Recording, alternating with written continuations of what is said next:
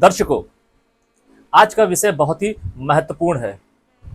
आज आपको बहुत सारी चीजों के बारे में जानने और समझने का अवसर मिलेगा। आज आप जानेंगे कि कैसे हमारे जीवन के कर्म और कैसे हमारा भाग्य आपके जीवन में बहुत कुछ बदल सकता है। कई सारे योग आपकी कुंडली में होते हैं, लेकिन फिर भी आप सुखों से वंचित रह जाते हैं। आपने देखा होगा कि बहुत सारे एस्ट्रोलॉजर, बहुत सारे पंडित आपको ये बताते हैं कि आपकी कुंडली तो बहुत अच्छी है, आपका परिवार तो बहुत अच्छा है, लेकिन आप सुखी नहीं है। आपके जीवन में कितना सुख होगा और आप उस सुख को भोग पाएंगे या नहीं भोग पाएंगे, ये सब कुछ आपकी कुंडली बताती है। आपने ये भी देखा होगा कि मैं ज्यादातर बात कर्म के ऊपर करता हूँ, भाव बेस्ड रेमेडी के ऊपर करता हूँ। कर्म क्या? कर्म वो नहीं होते हैं जो आप अपनी डेली नीड्स को पूरा करने के लिए करते हैं। कर्म वो जो आपकी कुंडली में 12 भावों में प्लैनेट बैठे हैं, वो आपसे क्या कार्य करवाना चाहते हैं, वो आपको क्या संदेश दे रहे हैं। अगर आप उन संदेशों को समझकर कर्म करते हैं, अपनी कुंडली के अनुरूप चलते हैं, तो आपको उसका ज्यादा फल मिलता है, क्योंकि वही कर्म आपके पुराने पिछले जन्म के पाप को काटते हैं और आपके पुण्यों को बढ़ाते हैं। और जब आपके जीवन में पुण्यों का खाता बढ़ता है, तब आप हर सुख सुविधा का भोग कर पाने में सफल होते हैं। आपके जीवन में कितने योग हैं और उन योगों से आपको क्या मिलेगा और उनका भोग आप कर पाएंगे या नहीं कर पाएंगे, ये सिर्फ और सिर्फ आपके चयन निर्धारित करते हैं। चयन के माध्यम से जो आपके कर्म होते हैं वो निर्धारित करते हैं, और वो कर्म आपके कैसे होंगे ये आपकी कुंडली निर्धारित करती है। आपने देखा होगा कि बहुत सारे लोग बहुत पूजा पाठ करते हैं, लेकिन फिर भी दुखी रहते हैं। ऐसा क्यों होता है? हमें हमारे जीवन में जो भी मिलता है वो एक प्रोसेस के माध्यम से मिलता है, उसकी एक विधि होती है। अगर उस विधि में, उस प्रोसेस में कोई भी कमी आएगी, तो आपको उस चीज का लाभ पूर्णतया नहीं मिलेगा। क्या होती है वो विधि? आप अपने इष्ट को मनाते हैं, आप अपने देवी देवताओं को मनाते हैं, आप जिस भी भगवान को मानते हैं, जिस भी देव को मानते हैं, आप उनकी खूब पूजा करते हैं, दिल से पूजा करते हैं, दान धर्म तक करते हैं, लेकिन फिर भी आप सफल नहीं है, फिर भी आप सुखी नहीं है। ऐसा क्यों? हमारे लिए सर्वप्रथम जो हमारा कर्तव्य है वो है हमारे कुल के प्रति, हमारे पितरों के प्रति, हमारे माँ बाप के प्रति। अगर आपके पितृ, आपके माँ बाप आपसे दुखी होंगे, तो आपकी कुंडली में चाहे कितने ही अच्छे योग क्यों ना हो, आप उसका भोग नहीं कर पाएंगे। यहाँ तक कि आप चाहे तपस्या ही करने क्यों ना बैठ जाएं, भगवान आपके सामने आ भी जाएंगे ना, तब भी आप सुखी नहीं हो पाएंगे। उसका माध्यम बस इतना ही है कि अगर आपके पितर खुश होंगे तो यह है आपकी सफलता की पहली सीढ़ी। उसके बाद देखते हैं हमारे कुल के जो देवी देवता होते हैं, कुल देवी, कुल देवता, अगर वो आपसे दुखी हैं तो आपको दुख भोगना पड़ेगा। उसके बाद आते हैं हमारे इष्ट देव, और उसके बाद आते हैं हम जिस भी देवी देवता की पूजा करते हैं। अगर आप किसी देवी देवता की पूजा नहीं भी कर रहे हैं और इष्ट देव तक ही सीमित हैं, तो भी आपको पूर्णतया फल मिलेगा। उसके बाद आप चाहे जो भी व्रत कीजिए, चाहे जिस देवी देवता की पूजा कीजिए। हमारे 12 महीने में कई सारे ऐसे 30 त्योहार आते हैं जिनकी आप पूजा करते हैं, व्रत रहते हैं और पूर्णतया विधि से उनका कर्म करते हैं। अगर आपको उनका पूरा फल चाहिए, जो भी कर्म आप करते हैं अपनी देवी देवताओं से रिलेटेड, या अपने कुल देवी देवता से रिलेटेड, या फिर अपने इष्ट देव से रिलेटेड, तो आपको सर्वप्रथम अपने पितरों को खुश करना होगा, उनको मनाना होगा। आप देखिए कि आपके पितर आपसे दुखी तो नहीं है। बहुत सारे एस्ट्रोलॉजर आपकी कुंडली देख के ये बता सकते हैं कि आपकी कुंडली में पितृ दोष है कि नहीं है, मातृ दोष है कि नहीं है। इसके अलावा भी कई सारे दोष होते हैं। ऐसा नहीं है कि अगर आपकी कुंडली में पितृ दोष या मातृ दोष नहीं है तो आपकी कुंडली में पितृ दोष और मातृ दोष नहीं आएगा। अगर आपने अपने जीते जी अपने जीवन में अपने माता पिता को दुखी किया और उनकी मृत्यु इस दुख की वजह से हो गई कि उनकी संतान ने उन्हें सुख नहीं दिया, या उनकी संतान ने उनको समझा नहीं, या उनकी संतान ने उन्हें प्यार नहीं दिया, तब आप ये मान के चलिए कि आपके माता पिता आपके ऊपर पितृदोष और मातृदोष डाल के ही जाएंगे, जिसके दुष्प्रभाव आपके जीवन में आएगा ही आएगा। इस तरीके के दुष्प्रभाव आपके जीवन में ना आए, जाने अनजाने में कोई आपसे ऐसा कृत्य हो गया हो जिससे आपके माँ बाप की आत्मा दुखी हो, आप उन्हें कैसे मना सकते हैं, किस तरीके से आप उनको प्रसन्न कर सकते हैं। इसके लिए हमारे जीवन में पितृ पक्ष आते हैं। साल में 16 दिन का ये पीरियड होता है। इस दौरान अगर आप अपने मन से, अपने कर्मों को समझकर, अपनी लग्न को समझकर आप कर्म करते हैं, तो आप अपने पितरों को मना सकते हैं। जी हाँ, हमारे लग्न ये बताते हैं कि हमें किस विधि से अपने पितरों को मनाना चाहिए। अगर हम अपने लग्न को समझकर अपने पितरों को मनाएंगे तो हमारे लिए अपने पितरों को मनाना बहुत आसान हो जाएगा। आज मैं आपको बताऊंगा कि कैसे आप अपने लग्न को देखकर वो कौन से ऐसे कर्म हैं जिसे आप करके अपने पितरों को मना सकते हैं, कौन से उपाय हैं जिसे आपको करने चाहिए, वो कौन सी ऐसी विशेष विधि है और कौन सी ऐसी चीजें हैं जिनका आपको त्याग करना चाहिए, जिनसे आपको बचने की कोशिश करनी चाहिए। अगर आप इन सारी चीजों का ध्यान रखेंगे और कर्म करेंगे तो आप पितर पक्ष के इन 16 दिनों के माध्यम से अपने पितरों को मना पाएंगे, उनका आशीर्वाद ले पाएंगे और अपने जीवन को सफल बना पाएंगे। आप देखिएगा कि जो भी विधि मैं आपको बताऊंगा, अगर आप वो विधि अपना कर्म समझ के करते हैं, अपने पितरों के प्रति अपना दायित्व समझकर करते हैं, तो देखिएगा आपको इन्हीं 16 दिनों में कितनी मानसिक शांति मिलती है, आपके अंदर एक सेटिस्फैक्शन आएगा। अगर आपको ये शांति, ये सेटिस्फैक्शन की अनुभूति होती है तो आप ये मान के चलिएगा कि आपके पितर आपसे खुश हैं। आपने ये सुना होगा कि पितरों के प्रति जो भी कार्य होते हैं वो घर का बड़ा बेटा या छोटा बेटा ही करता है। तो वो बड़ा बेटा या छोटा बेटा जो भी है उसका क्या लग्न है, अगर आपको अपना लग्न पता है, उस लग्न के हिसाब से अगर आप कर्म करते हैं, अपने पितरों को मनाते हैं, तो आपके लिए अपने पितरों को मनाना बहुत आसान हो जाएगा। हमारे जीवन में हमारी जो कुंडली होती है, हमारा जो लग्न होता है, यह बहुत कुछ बताता है। इस लग्न को जानकर, इस लग्न को समझकर हम अपने जीवन को बहुत अच्छा कर सकते हैं और खराब भी कर सकते हैं। आज की चर्चा हम पितर पक्ष के उपलक्ष्य में करेंगे कि ऐसी वो कौन से उपाय हैं, ऐसे वो कौन से कर्म हैं, ऐसी वो कौन सी विशेष विधि है और वो कौन सी ऐसी चीजें हैं जिनसे आपको बचना है। इस तरीके का व्यवहार आचरण रखकर आप अपने पितरों को मना सकते हैं।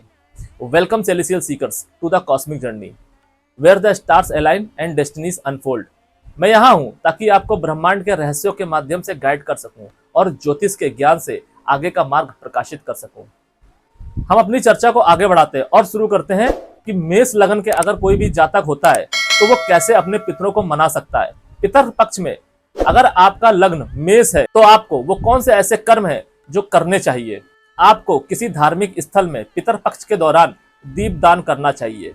ये दीपदान अगर आप प्रतिदिन करते हैं या फिर आप 2 या 3 दिन छोड़ के भी करते हैं, जिस हिसाब से आप, जिस भाव से आप करेंगे, उसी हिसाब से, उसी भाव से आपके पितर आपसे प्रसन्न होंगे, आपको आशीर्वाद देंगे। मैं आपको हमेशा ये बताने की कोशिश करता हूँ और ये चेताने की भी कोशिश करता हूँ कि हमारे कुंडली में जो भी ग्रह जहां पे भी बैठते हैं या हमारी कुंडली जो भी कर्म हमको बताती है, उसको कर्म समझ के कीजिए, उसको रेमेडी समझ के मत कीजिए। अगर आप उसको अपना कर्म समझकर करेंगे तो उसका फल कई गुना बढ़ जाता है और आपके जीवन में पूरे साल में ये 16 ही दिन का पीरियड होता है जिसमें आप अपने पितरों के साथ समय बिता सकते हैं, अपने पितरों को मना सकते हैं, उन्हें खुश कर सकते हैं और उनका आशीर्वाद प्राप्त कर सकते हैं। मेष लगन के जातक हर मंगलवार को पितर पक्ष के दौरान हनुमान जी के मंदिर में जाकर तेल, चमेली का तेल और सिंदूर चढ़ाएंगे तो उनको विशेष लाभ होगा। ध्यान रखिए, ये कार्य आपको अपने पितरों का नाम लेकर करना है, उनको समर्पित करना है। अगर आप ऐसा करेंगे तो आपके पितरों के जो कष्ट होंगे उसमें उनको लाभ होगा, उसमें उनको फायदा होगा और जब आपके पितर खुश होंगे तो वो आपको आशीर्वाद देंगे।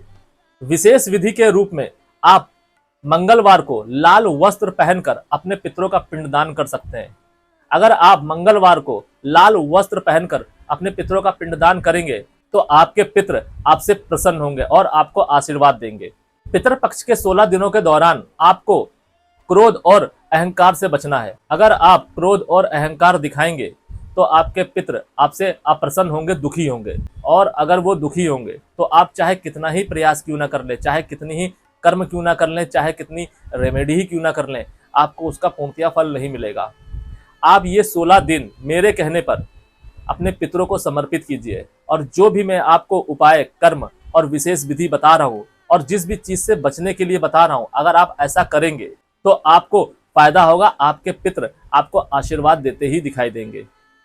ध्यान रखिए कि इन 16 दिनों में जितना जरूरी आपके लिए कर्म है उतना ही ज्यादा जरूरी वो बचाव है जो मैं आपको बता रहा हूं कि आपको क्रोध और अहंकार से बचना है। हाँ, ये थोड़ा मुश्किल हो सकता है, कभी कभी कुछ ज्यादा मुश्किल हो जाता है। अगर आपके पितर आपकी परीक्षा लेंगे या आपके इष्ट आपकी परीक्षा लेंगे तो आपके लिए थोड़ा मुश्किल होगा, लेकिन अगर आप अपने आप पर संयम रखेंगे, अपने पितरों के बारे में सोचेंगे कि आपको उनको दुखी नहीं करना है, तो आप ये आसानी से कर पाएंगे।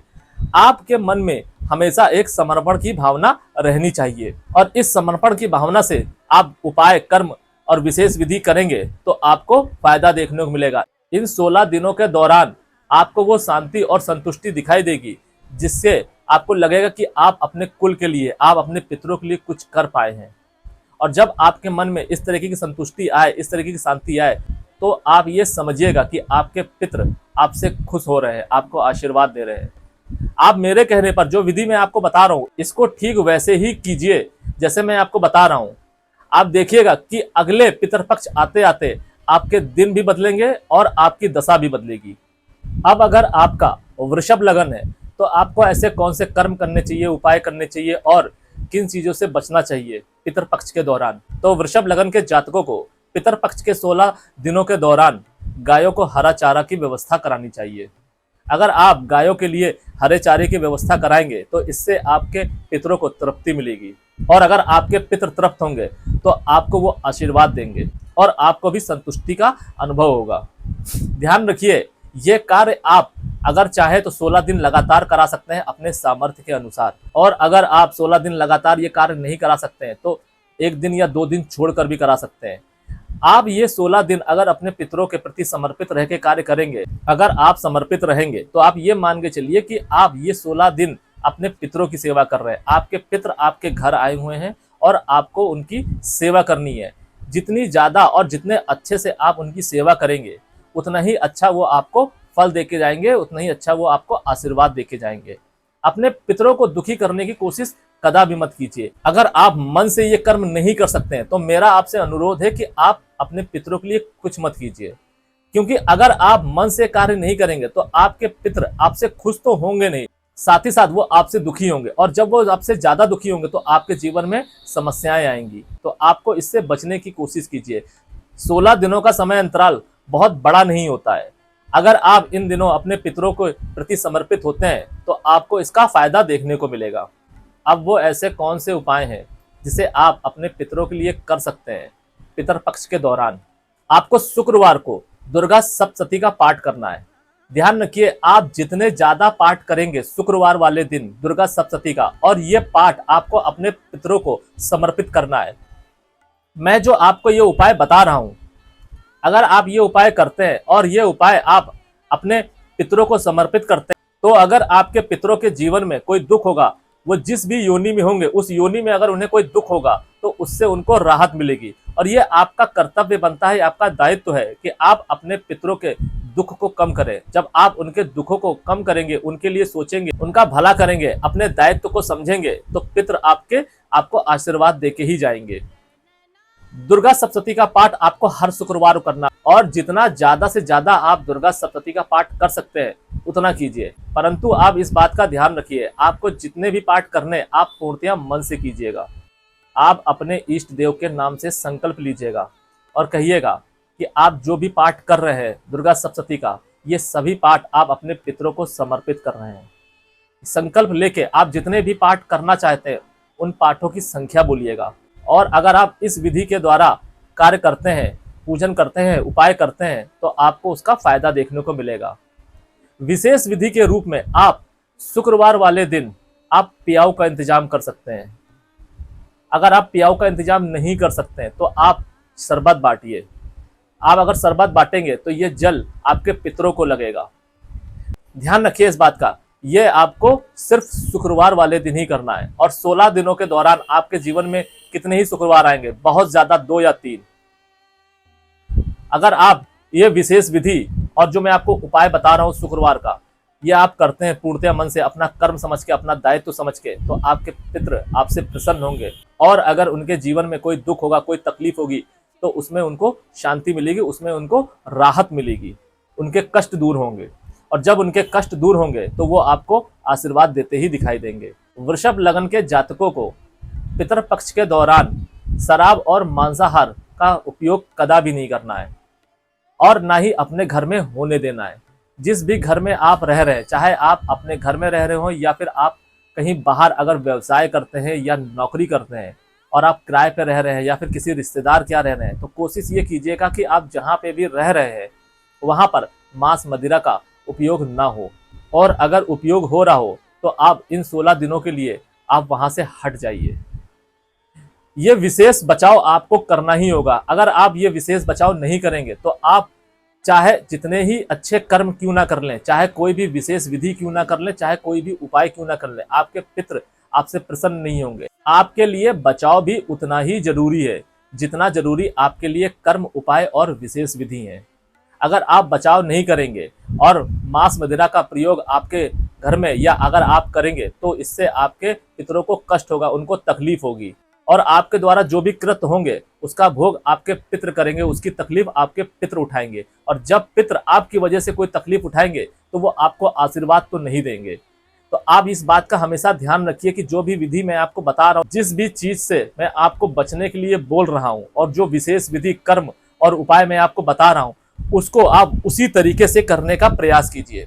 इन 16 दिनों के अंतराल में आप जो भी चीज करेंगे, जिस भी तरीके से करेंगे, जिस भाव से करेंगे, आपके पितृ आपको उसी भाव से आपको आशीर्वाद देते दिखाई देंगे। मिथुन लग्न के जातकों को कौन से कर्म और उपाय करने चाहिए? मिथुन लग्न के जातकों को विद्यार्थियों के लिए शिक्षा की सामग्री का दान करना चाहिए। आप जितना ज्यादा हो सके शिक्षा की सामग्री का दान कीजिए। जितने ज्यादा से ज्यादा विद्यार्थियों को आप दान देंगे उतना ही आपके पितरों के लिए अच्छा होगा, उनको शांति मिलेगी, उनको तृप्ति मिलेगी। और उपाय के तौर पर आप हर बुधवार को गणेश जी को दूर्वा चढ़ा सकते हैं। अगर आप ऐसा करेंगे तो आपके पितृ आपसे प्रसन्न होंगे और आपको अपना आशीर्वाद देंगे। विशेष विधि के रूप में आप बुधवार को हरे वस्त्र पहनकर अपने पितरों को जल तर्पण कीजिए। अगर आप जल तर्पण करेंगे अपने पितरों को बुधवार को हरे वस्त्र पहनकर, तो वो जल आपके पितरों को शांति देगा, उनको तृप्ति देगा।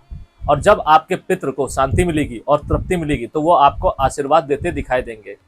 कौन सी ऐसी चीजें हैं जिससे आपको बचाव करना है पितृपक्ष के दौरान? तो मिथुन लगन के जातकों को झूठ बोलने और धोखाधड़ी से बचने की कोशिश करनी है। अगर आप झूठ बोलेंगे और धोखाधड़ी करेंगे, वो धोखाधड़ी चाहे छोटे स्तर पे हो या बड़े स्तर पे हो, वो आपके पितरों की शांति को भंग करेगी। और जब भी आपके पितरों की शांति भंग होगी, उनको दुख होगा, उनको कष्ट होगा, तो वो आपको आशीर्वाद नहीं देंगे, वो आपको अभिशाप देंगे। तो आपको इससे बचने की कोशिश करनी चाहिए। ध्यान रखिए, जो भी मैं आपको कर्म, उपाय, विशेष विधि या बचाव आपको बता रहा हूँ, ये आप करेंगे तो आपको विशेष लाभ होगा, आपको अपने पितरों का आशीर्वाद ही मिलेगा और उस आशीर्वाद के माध्यम से आपका जीवन सफल होगा। आप जीवन में आगे बढ़ेंगे।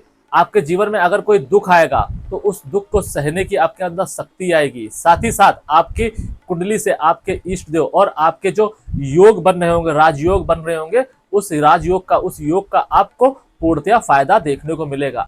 और जैसा कि मैंने आपसे कहा कि अगर आपके पितृ आपसे नाराज होंगे, रुष्ट होंगे, तो आपके जीवन में चाहे कितना ही योग क्यों ना हो, आपको चाहे कोई कुछ भी आके दे ही क्यों ना जाए, चाहे वो धन हो, सुख सुविधा कुछ भी हो, उसका आप भोग नहीं कर पाएंगे। वो जिस माध्यम से आपके जीवन में आएगा उसी माध्यम से वो नष्ट हो जाएगा। इसीलिए अगर आपको अपने जीवन में सुखी रहना है, अपनी अगली पीढ़ी से सुख पाना है, उनको सही मार्ग पर रखना है, उनको अच्छे संस्कार देने हैं, तो आपको अपने पितरों को खुश रखना होगा, उनको तृप्त करना होगा, उनको शांति देनी होगी। ध्यान रखिए, कभी भी अगर आप ये सोचते हैं कि आप अपने पितरों को तृप्ति नहीं देंगे और जैसे हो रहा है या जैसे चल रहा है उसको ऐसे ही चलने देंगे, तो आपका तो जीवन खराब होगा ही होगा। साथ ही साथ आप अपने अगली पीढ़ी को भी खराब करेंगे। आपके जो पुत्र होंगे, पुत्री होंगी, उनके जीवन में भी व्यवधान आएंगे। आप देखिए, और आपने सुना भी होगा कि बहुत सारे जातकों का विवाह नहीं हो रहा है। वो क्यों नहीं हो रहा है? पितृदोष की वजह से नहीं हो रहा है, या विवाह हो गया है तो वो अपने वैवाहिक जीवन में खुश नहीं है। और अगर सब कुछ सही जा रहा है तो उनकी संतान नहीं हो रही है, और अगर संतान हो गई है तो वो संतान से दुखी है, उनकी संतान का आचरण अच्छा नहीं है। या फिर हो सकता है आप ही की संतान का आचरण अच्छा ना हो, या हो सकता है आप ही की संतान का विवाह ना हो रहा हो, या हो सकता है आप अपनी संतान से खुद ही परेशान रहते हो, आपकी संतान आपको कष्ट दे रही हो, आपका धन नष्ट कर रही हो, आपकी शांति भंग कर रही हो। तो अगर आपके जीवन में पितृदोष आया और आपने उसका निवारण नहीं किया, अपने पितरों को नहीं मनाया, तो आप ये मान के चलिए कि ये पितृदोष आपकी आगे की पीढ़ी तक बढ़ता जाएगा, क्योंकि ये दोष आपको डिस्टर्ब करेगा, आपकी मानसिक शांति को हर लेगा, आपको परेशान करेगा, आपको दुख देगा, और ये दुख चैनलाइज होकर आपकी आगे की पीढ़ी तक जाता रहेगा। जितना ज्यादा ये दुख आपकी आगे की पीढ़ी में जाएगा, उतना ही ज्यादा आपके लिए मुश्किल होगा अपने पितरों को मनाना। और जो मैं आपको लग्न के माध्यम से कर्म, रेमेडी और बचाव बता रहा हूं, अगर आप ऐसा करते हैं तो आप अपने पितरों को मना पाएंगे। फिर ये चाहे आपका कितने ही पीढ़ियों से पास ऑन होके आप तक पहुंच रहा हो। ध्यान रखिए कि जो भी विधि मैं आपको बता रहा हूं, आपको ठीक वैसे ही करना है। आपको खाना पूर्ति नहीं करना है। आपके जीवन में ये पीरियड कितना बड़ा है, सिर्फ 16 ही दिन का तो है। और इन 16 दिनों में अगर आप अपने ऊपर संयम रख लेते हैं, ये 16 दिन अगर आप अपने पितरों को समर्पित करते हैं, तो इसके बदले में पितर आपको कई गुना फल देके जाएंगे। आपके जीवन में शांति आएगी, आपके जीवन में सुख आएगा। और जब आपके जीवन में सुख और शांति होगी, तब आपका जीवन सफल होगा, आपको अपना जीवन सार्थक लगने लगेगा। अब अगर आपका लग्न कर्क है, तो आपको ऐसे कौन से कर्म और उपाय करने चाहिए पितृपक्ष के दौरान। कर्क लग्न के जातकों को गरीबों को अन्न दान करना चाहिए। अगर आप पितृपक्ष के दौरान गरीबों को अन्न दान करेंगे, तो आपके पितृ तृप्त होंगे, खुश होंगे, प्रसन्न होंगे। और उनके जीवन में अगर कोई तकलीफ आ रही होगी, वो जिस भी योनि में होंगे, अगर उसमें उनको कोई तकलीफ होगी, उसमें उनको आराम मिलेगा, उसमें उनको शांति मिलेगी और वो आपको आशीर्वाद देंगे। उपाय के लिए आप सोमवार वाले दिन शिव जी पर, शंकर जी पर अगर आप जल अर्पित करेंगे, तो इससे आपको विशेष लाभ मिलेगा, आपके पितरों को विशेष लाभ मिलेगा। ध्यान रखिए कि जो भी मैं आपको उपाय बता रहा हूं, ये उपाय करने आपको है, लेकिन इस उपाय का जो भी फल है, ये आपको अपने पितरों को समर्पित करना है। इसलिए आप जब भी ये उपाय करें पितर पक्ष में, संकल्प लेके करें।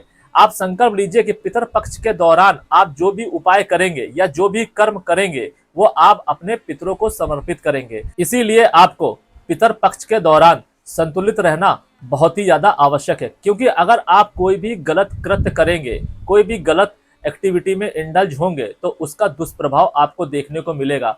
उसका दुष्प्रभाव आपके पितरों को भी झेलना पड़ेगा, जिसकी वजह से उनको दुख होगा, उनकी शांति खराब होगी, उनकी शांति भंग होगी। और जब वो दुखी होंगे, उनको कष्ट होगा, तो वो आपको आशीर्वाद नहीं देंगे। इसीलिए मैं आपसे कह रहा हूं और पूर्णतया विधि बताता चल रहा हूं कि आपको ऐसे कौन से कर्म करने हैं, कौन से उपाय करने हैं, वो विशेष विधि क्या है और किस चीजों से बचना है। अगर आप जो भी विधि मैं आपको बता रहा हूं, जिस भी तरीके से समझा रहा हूं, अगर आप करते हैं, तो आपको उसका विशेष लाभ मिलेगा। आपके पितृ खुश होंगे और वो आपको आशीर्वाद देते दिखाई देंगे। विशेष विधि के रूप में आप सोमवार को सफेद वस्त्र धारण करके अपने पितरों का श्राद्ध कीजिए। ध्यान रखिए कि जो भी मैं आपको विशेष विधि बता रहा हूं और जो भी तरीका मैं आपको बता रहा हूं, कि जिस भी तरीके से आपको वो विधि करनी है, सफेद वस्त्र पहन के, लाल वस्त्र पहन के, या जिस भी तरीके से, आपको उसी तरीके से उसी दिन वो विधि करनी है। इस बात का विशेष ध्यान रखिए कि यहाँ पर तिथि से, आपके पितरों की जो भी तिथि हो, उस तिथि से कोई लेना देना नहीं है। आप जो भी विधि अब तक करते आ रहे हैं, आप उसको करिए। मैं उसको करने से आपको मना नहीं कर रहा हूं। अगर आपके पितरों की तिथि आपको पता है और उस तिथि को आप कुछ भी करते हैं, हवन करते हैं, भोज करते हैं या कुछ भी करते हैं, आप उसको वैसे ही कीजिए। उसके साथ साथ जो भी मैं आपको बता रहा हूं, अगर आप करेंगे, तो उसका आपको और आपके पितरों को दोनों को विशेष लाभ होगा। कर्क लगन के जातकों को बचाव के लिए घर में कलह और अनावश्यक चिंता से बचने की कोशिश करनी चाहिए। अगर आप चिंतित रहेंगे पितर पक्ष के दौरान और आपके घर में कलह का वातावरण रहेगा, तो आपके पितर दुखी होंगे। क्योंकि जैसा कि मैंने आपको बताया, आपका जो लग्न होगा, उस लग्न से रिलेटेड जो आपकी कुंडली बनेगी, और उस कुंडली में आपके जो लग्नेश होते हैं, उनके कुछ संदेश होते हैं, जैसा कि मैं आपको कई बार बता चुका हूं पिछले वीडियो के माध्यम से। इसी तरीके से आपको पितर पक्ष के दौरान जो भी मैं आपको बचाव बता रहा हूं, उससे बचने की विशेष आवश्यकता है। अगर आप ऐसा करेंगे, तो आपको उसका फायदा मिलेगा। और अगर आप ये सोचते हैं कि विशेष विधि, उपाय या कर्म कर लेते हैं, और जो भी मैं आपको बचाव बता रहा हूं उसको आप इग्नोर करते हैं और उसको आप टाल देते हैं, तो आप ये सोचते हैं कि आपको उसका फल मिलेगा, नहीं, तो आपके द्वारा किए गए वो उपाय, वो कर्म और वो विशेष विधि सब व्यर्थ चले जाएंगे। आपके जीवन में ये बहुत बड़ा समय नहीं है, सिर्फ 16 दिनों का है। और इन 16 दिनों में अगर आप जो भी विधि मैं आपको बता रहा हूँ, जो भी उपाय और कर्म मैं आपको बता रहा हूँ, वो आप वैसे ही करते हैं, तो आपके पितृ तो खुश होंगे ही होंगे। साथ ही साथ आपके मन में भी एक शांति आएगी, आपको लगेगा कि आपने अपने पितरों के लिए कुछ किया। यकीन मानिए कि अगर आप ठीक वैसा ही करते हैं जैसा कि मैं आपको बता रहा हूं और समझाने की कोशिश कर रहा हूं, इसके बाद भी अगर आपके मन में कोई भी शंका या संशय रहता है तो आप हमसे कमेंट के माध्यम से या फिर आपके स्क्रीन में जो भी नंबर फ्लैश हो रहा है आप उसके माध्यम से भी हमसे सवाल कर सकते हैं। आप हमसे व्हाट्सएप के माध्यम से भी जुड़ सकते हैं, मैं आपकी शंका का निवारण करूंगा। तो आपने आज जाना कि कैसे मेष लगन से लेके कर्क लगन के जातक वो कौन से ऐसे कर्म है, उपाय है और विशेष विधि करके अपने पितरों को मना सकते हैं और उनको खुश कर सकते हैं। साथ ही साथ वो कौन से ऐसे बचाव है जिसको आपको करना अति आवश्यक है, अनिवार्य है। ध्यान रखिए, यहां पर हमारा तात्पर्य ये नहीं है कि आप अपने घर के बड़े पुत्र हैं या फिर छोटे पुत्र हैं। अगर आप 4 भाई बहन हैं या 5 भाई बहन हैं तो ये विधि आपको अपने लग्न के हिसाब से सभी को करनी है। वो एक अलग बात है कि जब आपके घर में आपके पितरों का श्राद्ध होगा उसमें आपके घर के बड़े बेटे या छोटे बेटे जो भी हैं वो बैठ सकते हैं या वो कर सकते हैं। और बड़े और छोटे बेटों के बीच में जितने भी संतान आती हैं वो श्राद्ध कर्म नहीं करती हैं। लेकिन जो भी मैंने आपको कर्म बताए हैं, जो भी मैंने आपको उपाय और विधि बताई हैं, ये हर जातक कर सकता है, हर जातिका कर सकती है। अगर आप ऐसा करेंगे तो आपके पितृ आपसे प्रसन्न होंगे, क्योंकि पूर्वज तो वो आप सभी के हैं ना। अगर आप 4 भाई बहन हैं या 6 भाई बहन हैं, माता पिता तो वो आप सबके थे, तो फिर दायित्व तो सिर्फ बड़े बेटे और छोटे बेटे का ही क्यों?